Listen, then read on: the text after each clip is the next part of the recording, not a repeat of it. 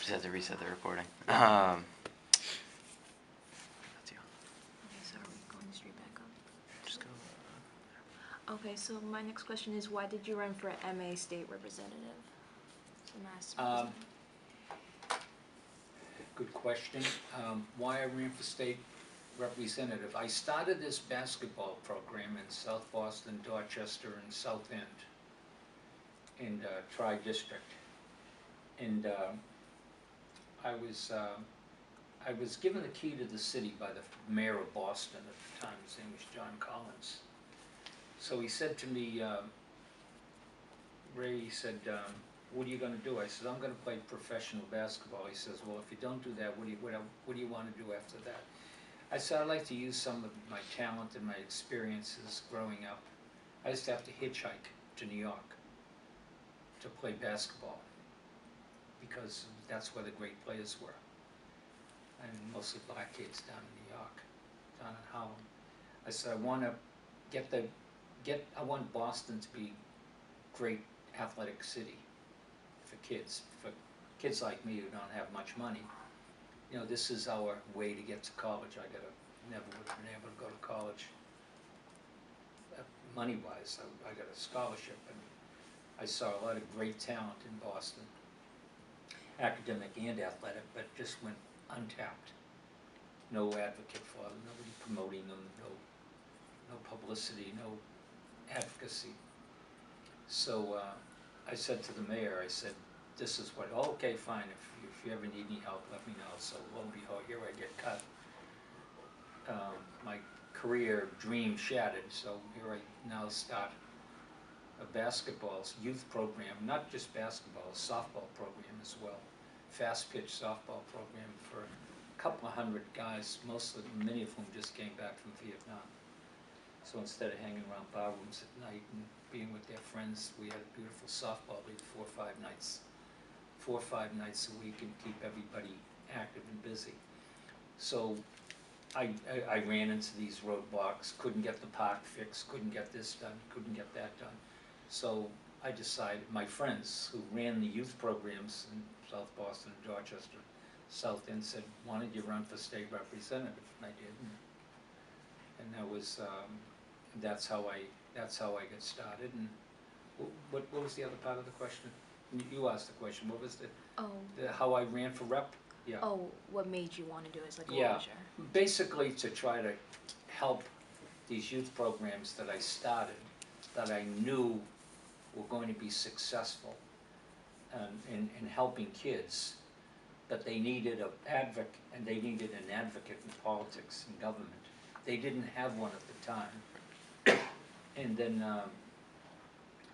and unfortunately, you know, just knocking on people's doors is a very difficult thing, but if you have some credentials behind you, a city councilor, a mayor, or a state representatives, you know, they have to see you, they have to give you the appointment. And Gillette was the largest manufacturing company in Boston, Gillette Safety Razor Company, and they were that's Warren Buffett was on the board of trustees, one of the wealthiest men in the world. And I went down there and I saw them and I said, look, you know, we have a lot of kids that want to play some sports. They had no hesitancy. They put up the lights. They constructed lights for 2 great outdoor basketball courts. Kept kids busy all summer long. Kept them off the corners and out of trouble. And so that's why that's what got me involved in politics, is to help these youth programs. And then, but then there was other issues. I don't know how much research you've done, but I have a grandson. Well, I have a grandson now, but I had a nephew who was a special needs child. And I used to have, the family used to take him down to Situate or down in Hanover to go to school, because there was no such law in Massachusetts that cities and towns, there are 351 cities and towns in Massachusetts, that they have to have programs, educational programs for handicapped and special needs children. That wasn't the law in Massachusetts at the time. So going all the way down to Hanover here at St. Coletta's Church, St. Coletta's School, was quite a challenge. So when I got up to the legislature in 1970, I guess 70, 71, I met a lot of these parents who were advocating for these special needs kids. And we formed a little ad hoc coalition, put together a few representatives, state representatives like me, and we worked out a bill. The bill became one of the best laws in the country. Chapter 766, which is the special needs, special education law, Chapter 766, still on the books, requires every city and town in Massachusetts that they cannot discriminate against kids in public education because of their handicap or special disability. So we're able to get that program going. So I became a bit of a champion in that area. And it's kind of irony, I have a little grandson that I take care of, and he's 8 years old. He was born with a rare neurological disease. He can't walk or talk, but he going to a school now in Braintree, and it's terrific. The program is the best program in the world, special needs program, and here it was, what, 50 years or something later, and my own grandson is and so that was basically what my biggest interest was, and politically, and my biggest commitment. And even today, I'm 75 years old, I'm still coaching special needs kids. I'm coaching baseball and I'm coaching soccer. When I get through doing that every Saturday and Sunday, the first thing I want is a good shot of Jameson's Irish whiskey, because my back and my rear end is killing me.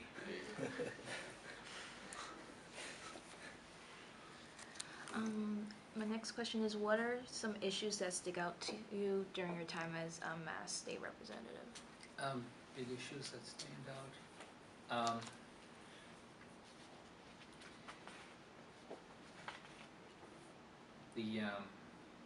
Certainly the education issue was central to me because I knew that that was the great equalizer. Without the education, kids like me weren't going anywhere. We're going to be like,